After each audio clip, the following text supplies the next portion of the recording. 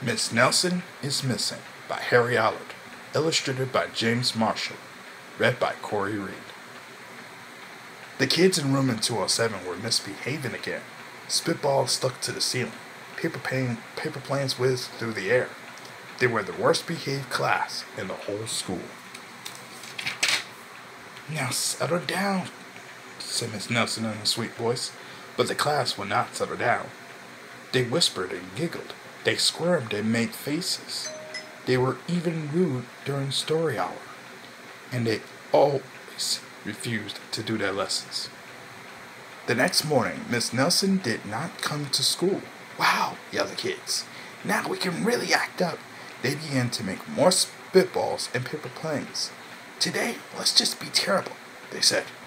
"Not so fast," hissed an unpleasant voice.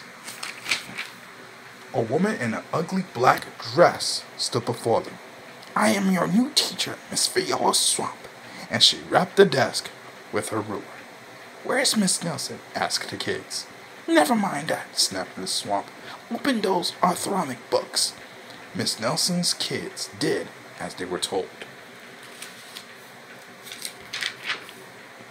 They could see that Miss Swamp was a real witch. She meant business. Right away, she put them to work, and she loaded them with homework. "We'll have no story hour," said Miss Nelson. "Keep your mouth shut," said Miss Swamp. "Sit perfectly still," said Miss Swamp. "And if you misbehave, you'll be sorry," said Miss Swamp. The kids in room in 207 had never worked so hard. Days went by, and there was no sign of Miss Nelson. The kids missed Miss Nelson. "Maybe we should try to find her," they said. Some of them went to the police. Detective Smog was assigned to the case. He listened to their story. He scratched his chin. He said. I think Miss Nelson is missing." Detective Smog would not be much help. Other kids went to Miss Nelson's house. The shades were tightly drawn, and no one answered the door. In fact, the only person they did see was the wicked Miss Viola Swamp coming up the street. "If she sees us, she'll give us more homework." They got away just in time.